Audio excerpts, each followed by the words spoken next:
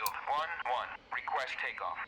Hello YouTube, Sidekick here in my trusty F-86F Sabre, continuing our Warbird jet conversion course as I'm beginning to think of this series of videos on the F-86.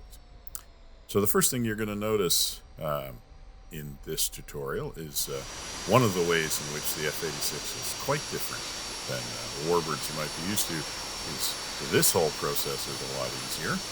With a tricycle landing gear and a jet engine, taxiing really is a very routine activity as opposed to what it might be like in a piston engine aircraft that's a tail dragger. So once we're lined up on the runway, there's not a whole lot more to do. The one thing we do have to do is add some trim. We'll talk a little bit about how the trim system on the F-86 is quite different than it would be in a Warbird. After that, it's really just a question of final checks, spooling up the engine with the brakes on, and letting her roll down the runway. Now, I find that at this point, taps on the brakes are the best way to keep straight rather than rudder deflection. You definitely don't want to try and use nose wheels here. Once we get to rotation, which is between 100 and 120, a little bit of back pressure on the stick, the nose starts to come up, and then she eventually comes up. And we're off. Now, as soon as you raise the gear, your seat goes down, which leads to a little bit of a strange perception that you're actually rising, so you tend to want to push the stick forward, so you got to be a little careful about that. But once we do get her trimmed out, we get the flaps up, which you should do it around, well, as you're going. Once you have positive climb and are up to about 150 knots, before you get to 180, you want to get the flaps up. Now we're just trimming the nose down a little bit so that we can gain speed. So here's an interesting thing about the trim system on the F-86.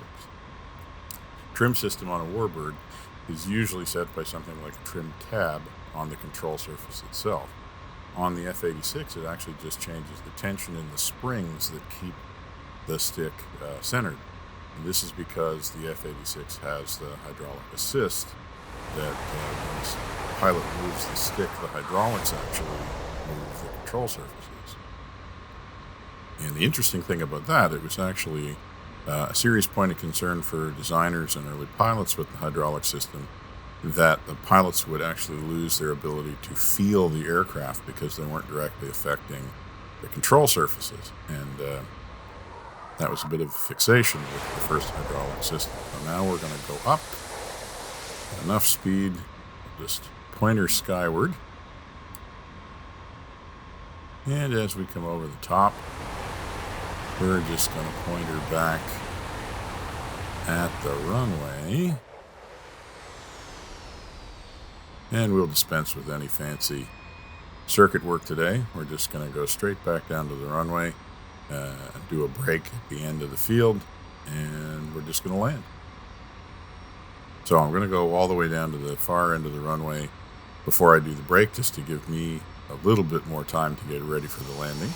And we're going to get the speed brakes out here so we can slow down. So, full disclosure, I have to admit to you that landing the F-86F is not one of my strong points at this point. I can get it on the ground, but not as well as I would really like to, as this practice will probably demonstrate. All right, so we're lining ourselves up. One thing you will notice with the F-86, compared to a lot of Warbirds, it does carry a lot of speed in a dive. You really have to work at slowing it down. Now, it does take a while to speed up, as you probably noticed in that run-up compared to Warbird, but it also takes a lot more to slow it down. So there is quite a bit more inertia that you have to account for, I think, partly because of the nature of the jet engine, maybe also because of the nature of the design, maybe it's the swept wing thing, I'm not sure. And we're going into the break, and we're just trying to keep our speed right around 200 miles an hour. We need to be under 200. We need to be down at 180 so we can deploy the flaps, which we're doing now. And then we can deploy the gear once we get leveled out. Now when we hit the gear, the seat's also going to go up, so we're going to get a little bit of disorientation when we do that. You can see we have managed to induce a little bit of pilot-induced oscillation here. Yes, we certainly have. And that's something that's different than later jets, maybe a bit more like a Warbird. You can get a little bit of oscillations going because you don't have any fly-by-wire that's damping them out for you.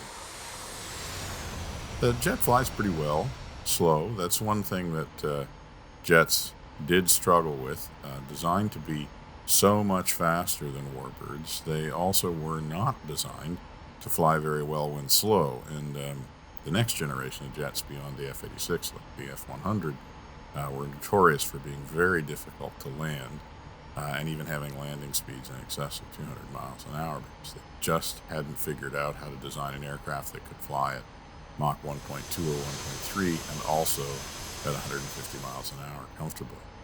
This is why you end up with a lot of the swept wing designs that were designed in the late 60s and following the 70s. But the Sabre's not like that. Pretty good. Now, despite the fact that I have, as my flying instructor used to say, invented my own leg in the circuit, the downwind, the base, the Christie, and the final.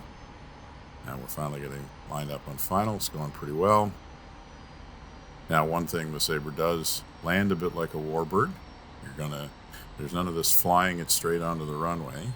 You want to fly to the beginning of the runway and then flare, and it will carry its speed down the runway quite a while. We will have to be careful not to get the nose too high because we don't want to strike the tail because we don't have a tail wheel. And there's the flare, and hold it, and there we go. And as I said, it carries its speed well even after it touches the ground, so we'll need to use the brakes to slow down. This is another feature that is different in a jet. You need a lot more room to get it on the ground. You need a lot more room to get it off the ground. The aircraft is heavier than a Warbird, and the engine has a lot more inertia in it. So that's one thing that you will have to certainly get used to if you're coming to this from a piston engine aircraft. The responsiveness to changes in power is just not the same. All right, looks like we're slow enough to take this taxiway off. So we're going to take this route off the runway, and we're going to take this opportunity to remind you that if you're enjoying this series and other series on the channel, please subscribe to the channel and like the videos. And the next video, maybe we'll actually deploy some weapons. But for now, this is Sidekick, signing off.